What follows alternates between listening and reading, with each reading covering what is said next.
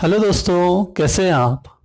आजकल हम class 12th की फिजिक्स कर रहे हैं और आज से हम एक नया चैप्टर शुरू करते हैं। चैप्टर नंबर 8, जिसे हम कहते हैं विद्युत चुंबकीय तरंगे। इसे इंग्लिश में इलेक्ट्रोमैग्नेटिक वेव्स कहा जाता है। तो यह जो हमारा शब्द है विद्युत चुंबकीय तरंगे, यह 3 शब्दों से मिलकर बना है। एक है वैद्युत, एक है चुंबकीय और एक है तरंगे। अर्थात तरंगे हमने क्लास 11th में पढ़ा था। तरंगों की परिभाषा थी कि तरंग किसी माध्यम में उत्पन्न वह हलचल है जो एक स्थान से दूसरे स्थान तक या एक बिंदु से दूसरे बिंदु तक ऊर्जा को स्थानांतरित करती है। तो उसी के साथ में हम कहते हैं कि यह जो स्टार्टिंग के 2 शब्द हैं विद्युत तथा चुंबकीय, इनको हमने पिछले चैप्टर्स में इनकी स्टडी की थी। और हमारी क्लास 12th की जो हमारा ये फिजिक्स का सिलेबस है, इसकी सबसे खास बात यह है कि यह बहुत एक सिस्टमेटिक तरीके से इसको बनाया गया है।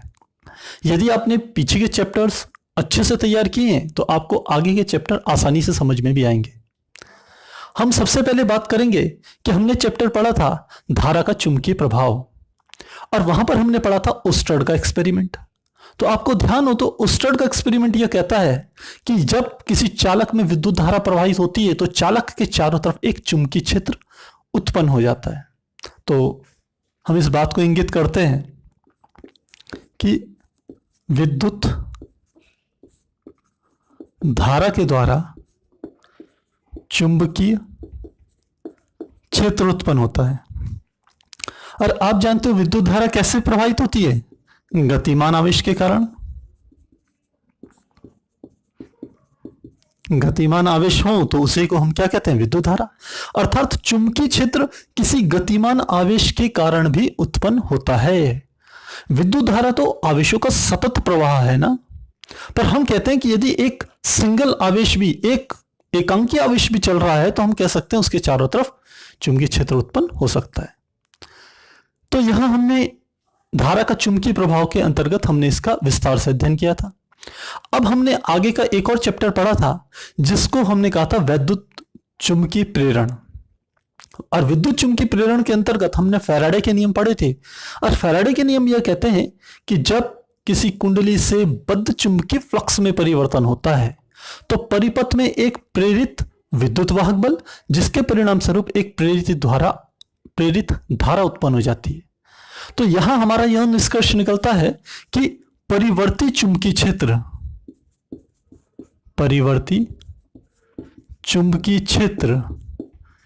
के द्वारा क्या उत्पन्न हो रही है?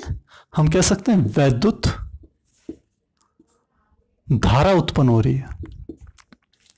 तो हमें 2 बातें पता चली कि विद्युत धारा के कारण चुंबकीय क्षेत्र उत्पन्न हो रहा है और परिवर्ती चुंबकीय क्षेत्र के कारण विद्युत धारा उत्पन्न हो रही है। अब यहां से कुछ साइंटिस्टों के दिमाग में एक और प्रश्न आया कि जिस प्रकार परिवर्ती चुंबकीय क्षेत्र वैद्युत धारा उत्पन्न करता है, क्या परिवर्ती वैद्युत क्षेत्र चुंबकीय क्षेत्र को उत्पन्न कर सकता है? तो हमने क्या प्रश्न निकाला? हमने कहा कि क्या वैद्युत क्षेत्र चुंबकीय क्षेत्र उत्पन्न कर सकता है?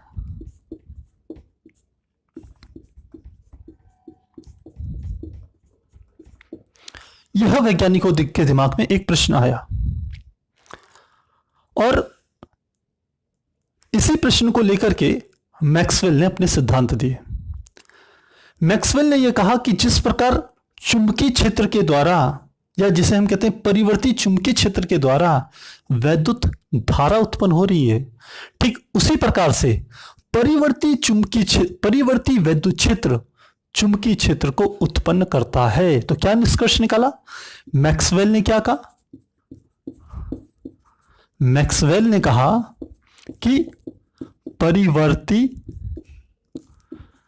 वैद्युत क्षेत्र किसको उत्पन्न कर सकता है? चुंबकीय क्षेत्र को उत्पन्न कर सकता है।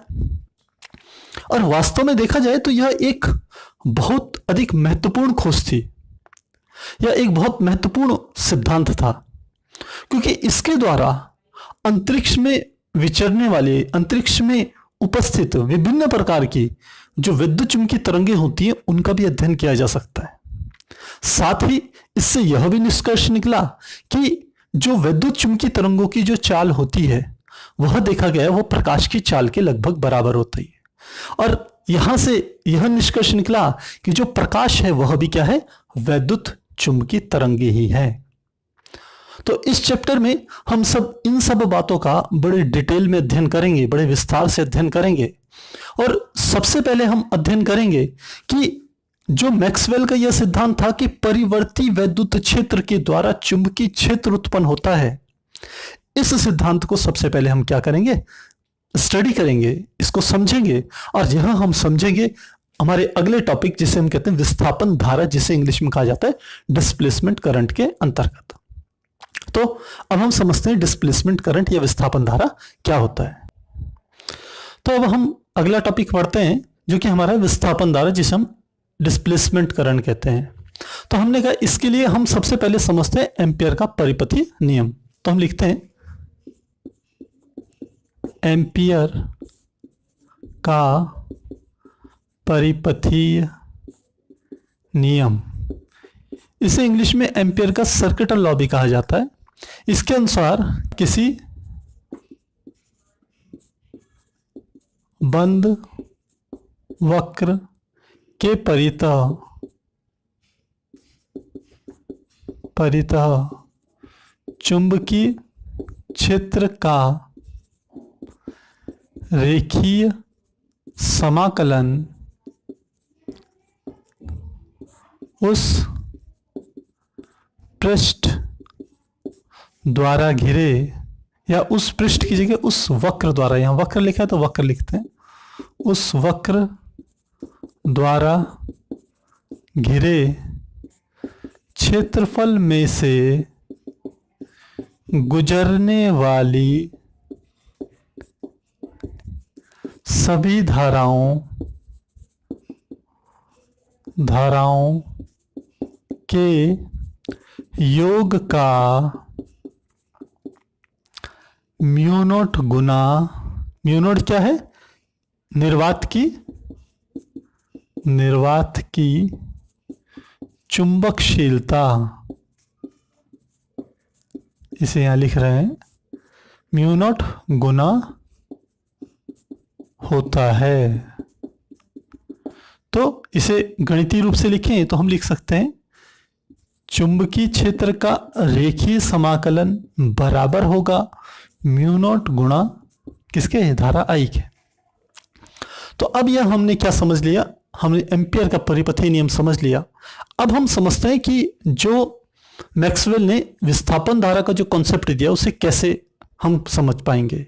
तो हम कहते हैं कि हमने एक ऐसे परिपथ की रचना करी, हम कहते हैं एक ऐसा हम परिपथ ले रहे हैं जिसमें धारा परिवर्तनशील है, यानी कि मान लेते हैं इसमें आई धारा बह रही है और यह धारा कैसी है, हम लिखते हैं परिवर्तनशील, यानी कि धारा का मान बदल रहा है, आप ये कह सकते हैं। और इसी पर हमने आगे जाकर के एक इस प्रकार से एक संधारित्र बना लिया, यह आई धारा प्रवाहित हो रही थी। हम कहते हैं कि यह जो संधारित्र है इस परिवर्तनशील धारा द्वारा यह आवेशित हो रहा है। तो हम लिखते हैं माना परिपथ में परिवर्तनशील धारा प्रवाहित हो रही है, जिससे संधारित्र आवेशित हो रहा है, आवेशित हो रहा है, संधारित्र आवेशित हो रहा है। तो हम कहते हैं, मान लेते हैं यह वाली संधारित्र की प्लेट धन आवेशित हो रही है और यह वाली संधारित्र की प्लेट ऋण आवेशित हो रही है। अब हम यहां पर दो बिंदु ले रहे हैं। एक बिंदु तो लिया हमने इस चालन तार पर, और एक दूसरा बिंदु हमने ले लिया इन संधारित्र की प्लेटों के बीच पर। हम कहते हैं इस चालन तार के इस बिंदु के चारों तरफ यदि मुझे चुंबकीय क्षेत्र ज्ञात करना हो किसी बिंदु P पर, मान लेते हैं यहां पर हमने एक बिंदु ले लिया, यह बिंदु है P। इस P बिंदु पर यदि चुंबकीय क्षेत्र ज्ञात करना हो तो हम कहते हैं इस तार से यहां की जो दूरी होती है, यह दूरी मान लेते हैं यह दूरी है R, और R त्रिज्या का यदि एक वृत्त खींच लिया जाए इस तार के चारों तरफ,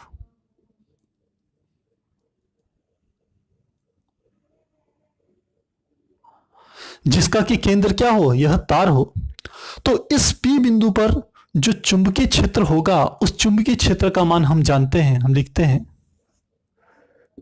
P पर माना चुंबकीय क्षेत्र B है, अतः जो हम इसका बायां पक्ष निकालें तो ये समाकलन B इंटू DL बराबर हो जाएगा। B को हम B ले लेते हैं और ये समाकलन DL का अर्थ हो गया इस वृत्त के त्रिज्या, तो वृत्त की त्रिज्या 2 पाई r होगी, तो ये हो गया B गुणा 2 पाई r, यानी कि इसका बायां पक्ष निकल गया हमारा B गुणा 2 पाई r और दाएं पक्ष हमारा क्या हो जाएगा P नॉट गुणा I। तो हमने यहां पर केवल एक एग्जांपल लिया है कि P बिंदु पर यदि मुझे चुंबकीय क्षेत्र ज्ञात करना है तो हम चुंबकीय क्षेत्र इस प्रकार से ज्ञात कर सकते हैं, यानी कि बायां पक्ष इस प्रकार से ज्ञात कर सकते हैं। अब हम कोई कहे कि चुंबकीय क्षेत्र की दिशा क्या होगी, धारा इस दिशा में जा रही है तो हम राइट हैंड थंब लॉ लगाएं। हम कहें यदि यह धारा की दिशा को प्रदर्शित कर रहा है, ये ऊपर जा रही है, तो यदि अंगूठा धारा की दिशा को प्रदर्शित करे तो हमारी घूमी हुई फिंगर चुंबकीय क्षेत्र की दिशा को प्रदर्शित करती है। तो चुंबकीय क्षेत्र यदि धारा ऐसी जा रही है तो चुंबकीय क्षेत्र यहां से अंदर की ओर जाएगा, यहां से बाहर आएगा, इस तरीके से घूम रहा होगा। तो यह तो हमने मान लेते हैं यह हमारा पृष्ठ है S1 पृष्ठ, तो S1 पृष्ठ पर लिख लेंगे S1 पृष्ठ के लिए, S1 पृष्ठ के लिए यह हमारा सूत्र हो जाएगा समाकलन B इंटू DL बराबर हो जाएगा म्यू नॉट इंटू I के बराबर हो जाएगा S1 पृष्ठ के लिए। अब हम कहते हैं कि इन दोनों प्लेटों के बीच में एक और पृष्ठ ले रहे हैं,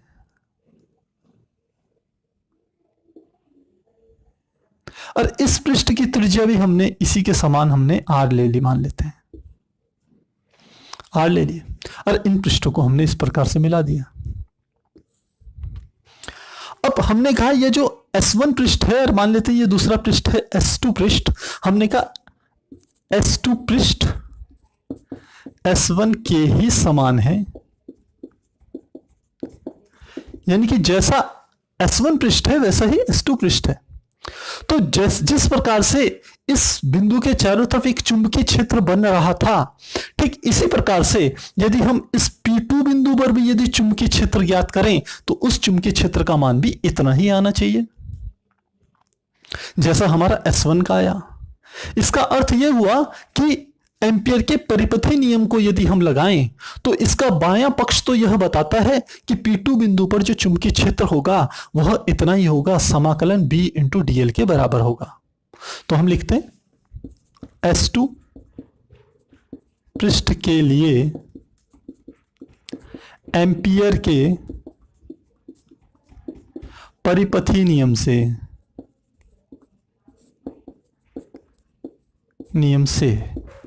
मान लेते हैं ये परिपथी नियम को हमने समीकरण 1 ली, इसको हम समीकरण 2 ले रहे हैं, और अब हम कहते हैं परिपथी नियम लगाएं तो ये हमारा हो जाएगा समाकलन B इंटू DL बराबर हो जाएगा।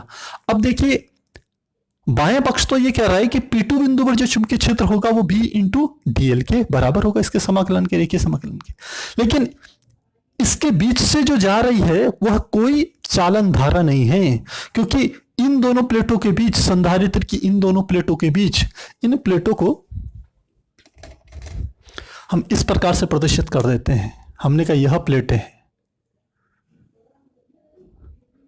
यह प्लेट है,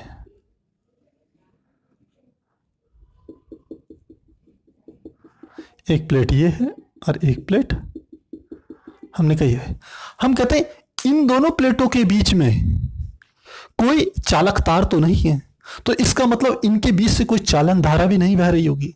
अब एम्पियर का नियम लगाएं तो बायां पक्ष तो हमारा ये आ रहा है, लेकिन दायां पक्ष लिखेंगे म्यू नॉट गुणा आई का मान क्या हो गया 0, तो ये क्या हो गया 0। तो बायां पक्ष तो है लेकिन दायां पक्ष क्या हो गया 0 हो गया। लेकिन हम कहते हैं ये दोनों के दोनों पृष्ठ क्या हैं, एक बिल्कुल सिमेट्रिकल हैं, एक जैसे हैं। तो इसका अर्थ है कि यहां एम्पियर के परिपथीय नियम में एक विरोधाभास आ जाता है, अर्थात वो एक ही परिपथ में एक बिंदु के लिए तो प्रदर्शित कर रहा है कि वह नियम सत्य है, एम्पियर का परिपथीय नियम, जबकि दूसरे बिंदु का एक पक्ष तो है लेकिन दूसरा पक्ष 0 आ रहा है। तो हम कहते हैं यहां एम्पियर के परिपथीय नियम में एक विरोधाभास आ जाता है, और इसी विरोधाभास को दूर किया था मैक्सवेल ने। तो हम तब यहां पर लिखते हैं मैक्सवेल के अनुसार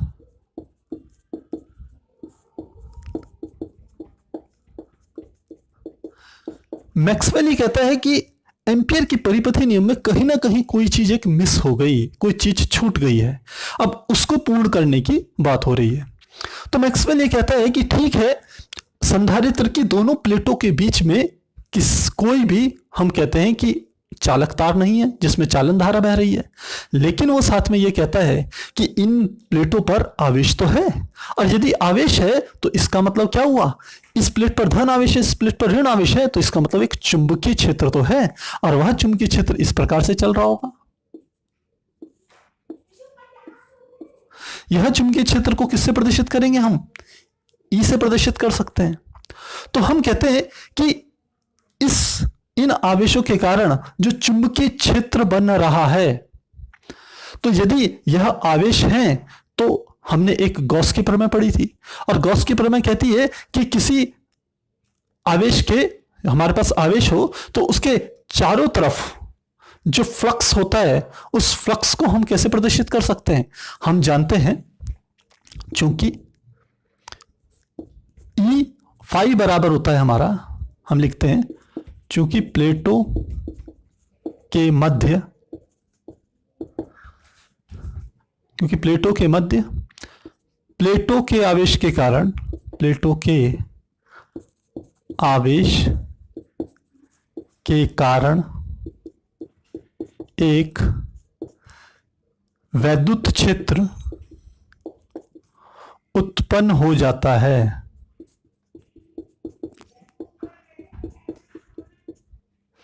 वैद्युत क्षेत्र उत्पन्न हो जाता है, तो हम कहेंगे अतः प्लेटों के मध्य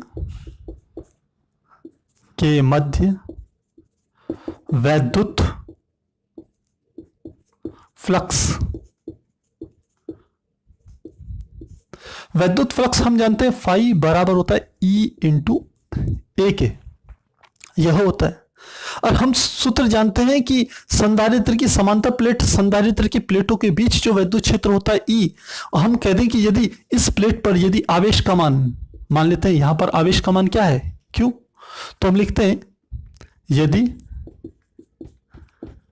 प्लेटों पर Q आवेश हो तो प्लेटों के मध्य वैद्युत क्षेत्र यानी कि E बराबर होता है Q अपॉन एप्सिलॉन 0 इंटू ए के बराबर होता है। E का मान Q अपॉन, इसको नीचे हम चाहें तो नीचे ही लिख लेते हैं, इसे हम लिखते हैं वैद्युत क्षेत्र E बराबर हो जाएगा Q अपॉन एप्सिलॉन 0 इंटू ए के बराबर होगा। यह मान इस सूत्र में रखें तो हमारा आ जाएगा फाई बराबर E का मान हो गया Q अपॉन एप्सिलॉन 0 इंटू ए, और साथ में हमारा है ए, तो ए से ए कट गया, ये आ गया Q अपॉन एप्सिलॉन 0। और यह किसको प्रदर्शित करता है, यह तो हमारी गॉस की प्रमेय को प्रस्तुत करता है ना, तो यह किसको प्रदर्शित करता है, गॉस प्रमेय को सिद्ध करता है। तो हम कहते हैं कि जो प्लेटों के मध्य जो एक वैद्युत क्षेत्र उत्पन्न हो रहा है, वैद्युत बल रेखाएं जा रही हैं जिनके कारण यह वैद्युत फ्लक्स उत्पन्न हो रहा है, लेकिन यह फ्लक्स क्या हो रहा है, परिवर्तित हो रहा है। यह परिवर्तित क्यों हो रहा है, क्योंकि हमने क्या कहा कि यह जो संधारित्र है यह आवेशित हो रहा है। यदि संधारित्र आवेशित होगा तो एक क्षण इस पर यदि आवेश कम होगा तो अगले क्षण आवेश का मान बढ़ जाएगा और अगले क्षण आवेश का मान और बढ़ जाएगा। इसका अर्थ है कि इन दोनों प्लेटों के बीच आवेश क्या हो रहा है, परिवर्तित हो रहा है। और यदि आवेश परिवर्तित होगा तो जो हमारा वैद्युत फ्लक्स है यह भी परिवर्तित होगा। तो इसको हम आगे करेंगे, आप उससे पहले चाहें तो इसका स्क्रीनशॉट ले सकते हैं।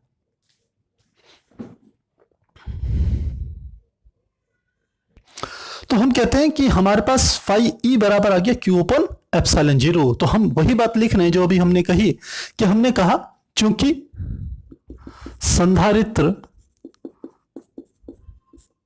आवेशित हो रहा है अतः प्लेटों के मध्य वैद्युत फ्लक्स भी समय के साथ परिवर्तित होगा।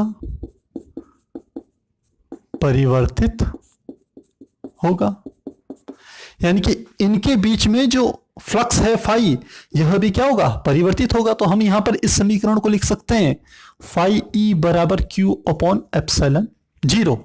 तो हम लिखते हैं समय के साथ परिवर्तित होगा, तो हम लिखेंगे चूंकि फाई ई बराबर है क्यू अपॉन एप्सिलॉन जीरो, तो लिखेंगे समय के साथ फाई ई में परिवर्तन। तो क्या लिख लेंगे, समय के साथ डी अपॉन डी टी, साथ में लिख लेंगे फाई ई बराबर, यह भी समय के साथ परिवर्तित होगा तो यहां पर भी लिख लेंगे डी अपॉन डी टी और साथ में आ जाएगा क्यू अपॉन एप्सिलॉन जीरो। तो यह हमारा आ जाएगा D phi E upon D T. इसमें देखिए समय के साथ इस ब्रैकेट के अंदर दो चीजें हैं, एक है क्यू और एक है एप्सिलॉन जीरो। तो समय के साथ प्लेटों का आवेश परिवर्तित हो रहा है, क्योंकि संधारित्र आवेशित हो रहा है तो आवेश तो परिवर्तित हो रहा है, लेकिन हम कह रहे हैं एप्सिलॉन जीरो तो निर्वात की विद्युतशीलता होती है, यह परिवर्तित नहीं होगा। तो एप्सिलॉन जीरो को बाहर ले लेंगे, 1 अपॉन एप्सिलॉन जीरो को हमने बाहर ले लिया और अंदर हमारा बच गया D Q upon D T. अब हम जानते हैं चूंकि आई बराबर तो किसके होता है, डी क्यू बटे डी टी के बराबर होता है। यह मान इस समीकरण में रख दें तो हमारा यह आ जाएगा, इस समीकरण में रखें तो यह आ जाएगा डी फाई ई बटे डी टी बराबर हो जाएगा हमारा 1 अपॉन एप्सिलॉन जीरो इनटू धारा आई के। और आई का मान यदि हम निकालें तो आई को इधर रख देंगे, एप्सिलॉन जीरो की इधर गुणा हो जाएगी, तो ये एप्सिलॉन जीरो इंटू क्या हो जाएगा डी फाई ई बटे डी टी। तो हम कहते हैं संधारित्र की प्लेटों के बीच में जो एक धारा बह रही होगी उस धारा का मान होगा epsilon zero into D phi upon D T, और इसी धारा को इन्होंने नाम दिया विस्थापन धारा। तो हम कहते हैं अतः संधारित्र की प्लेटों के मध्य प्रवाहित धारा आई को विस्थापन धारा कहते हैं, विस्थापन धारा कहते हैं। और इस विस्थापन धारा, यह हमारा इसका फार्मूला आ गया, और इस विस्थापन धारा को आई डी यानी कि डिस्प्लेसमेंट करंट से प्रदर्शित किया जाता है। तब हम कहते हैं मैक्सवेल ने जो एम्पियर के परिपथीय नियम में संशोधन किया उसके अनुसार, तो कहेंगे अतः मैक्सवेल के द्वारा एम्पियर के परिपथीय नियम में संशोधन इस प्रकार है। इसके अनुसार जो हम ये कहते हैं रेखीय समाकलन होता है चुंबकीय क्षेत्र का, और जो किसके बराबर होता है, म्यू नॉट इंटू, उसने कहा था आई के बराबर होता है, यह कहता है यह आई नहीं, आईसी प्लस आईडी के बराबर होगा, जहां आईसी चालन धारा है और आईडी डिस्प्लेसमेंट धारा है। तो हम कहेंगे जहां आईसी क्या है, चालन धारा,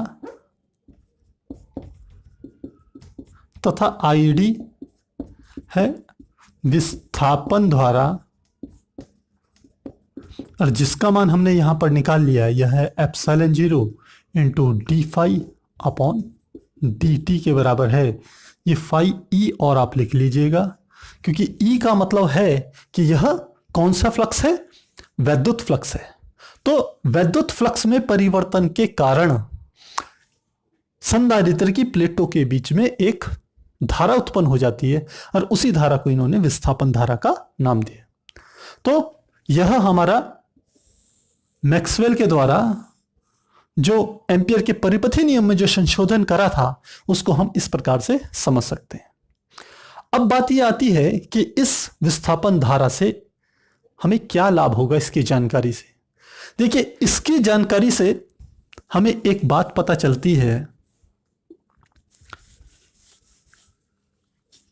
हम कहते हैं कि इस विस्थापन धारा से हमें एक बात पता चलती है कि जरूरी नहीं है कि किसी स्थान पर चालन धारा ही चुंबकीय क्षेत्र उत्पन्न करे। इसका अर्थ है कि किसी भी स्थान पर, जैसे हम यहां देख रहे थे कि प्लेटों के बीच का जब आवेश परिवर्तित हो रहा है, क्योंकि यह आवेशित हो रहा था ना संधारित्र, इसलिए जैसे जैसे संधारित्र में आवेश की मात्रा परिवर्तित हो रही थी, वैसे ही इन दोनों प्लेटों के बीच का जो हम कह सकते हैं वैद्युत क्षेत्र था, वह भी परिवर्तित हो रहा था। और वैद्युत क्षेत्र के परिवर्तन के कारण हम कह सकते हैं कि यहां पर एक धारा उत्पन्न हो रही थी, जिस धारा को हमने यहां पर विस्थापन धारा नाम दिया। और यदि यह धारा उत्पन्न हो रही है, तो इस धारा के कारण एक चुंबकीय क्षेत्र भी उत्पन्न हो रहा होगा। इसका अर्थ है इन दोनों प्लेटों के बीच में जो ये चुंबकीय क्षेत्र उत्पन्न हो रहा है, जो कि चुंबकीय क्षेत्र वैद्युत क्षेत्र के क्या है, लंबवत है। वैद्युत क्षेत्र ऐसे में है तो चुंबकीय क्षेत्र ऐसे में है। अब देखिए, यह चुंबकीय क्षेत्र इस प्रकार से जा रहा है, जो जो हमारा पृष्ठ है वैद्युत क्षेत्र का, इसके लंबवत जा रहा है। तो यह कहते हैं कि जो परिवर्ती वैद्युत क्षेत्र है, वह चुंबकीय क्षेत्र उत्पन्न करता है। यानी कि इन सब बातों से क्या निष्कर्ष निकला, सबसे महत्वपूर्ण निष्कर्ष यह निकला कि परिवर्ती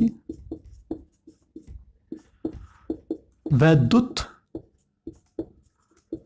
क्षेत्र के द्वारा चुंबकीय क्षेत्र उत्पन्न किया जा सकता है।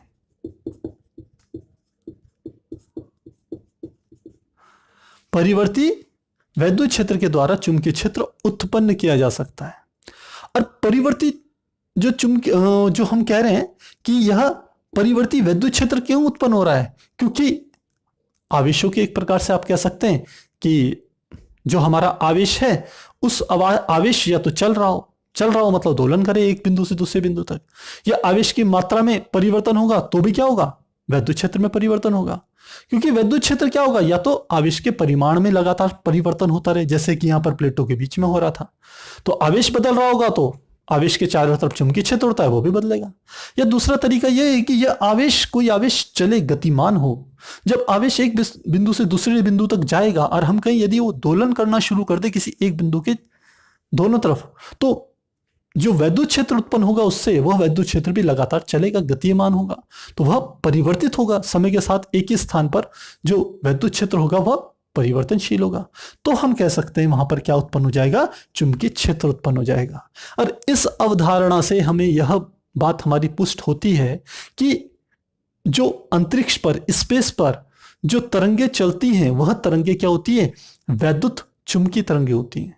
और वह वैद्युत चुंबकीय तरंगे इस प्रकार से होती हैं कि दोनों एक दूसरे के लंबवत होती हैं, और वैद्युत क्षेत्र में परिवर्तन के कारण चुंबकीय क्षेत्र उत्पन्न हो जाता है, और चुंबकीय क्षेत्र में परिवर्तन के कारण वैद्युत क्षेत्र उत्पन्न हो जाता है। तो यह क्या करती है, इसी प्रकार आगे बढ़ती रहती है। यद्यपि यह बात अलग है कि इन तरंगों को जो आगे बढ़ने के लिए जो ऊर्जा प्राप्त होती है, वह तो जिस स्रोत से यह उत्पन्न हो रही थी उसी स्रोत से क्या होती है, वो वैद्युत ऊर्जा इनको प्राप्त होती है। तो फिलहाल हमने अभी विस्थापन धारा को समझा। तो मुझे पूरा विश्वास है कि जो हमने आज ये विस्थापन धारा का पॉइंट देखा है, यह हमने बिंदु तैयार किया है, यह आपको अच्छे से समझ में आ गया होगा। यदि फिर भी आपको यदि कहीं पर इसमें कोई डाउट लगता है तो आप कमेंट बॉक्स में ज़रूर लिखिएगा, जिससे कि हम आगे के किसी क्लास में उसको क्लियर कर पाएँ। तो मिलते हैं अगली क्लास में, तब तक के लिए गुड बाय।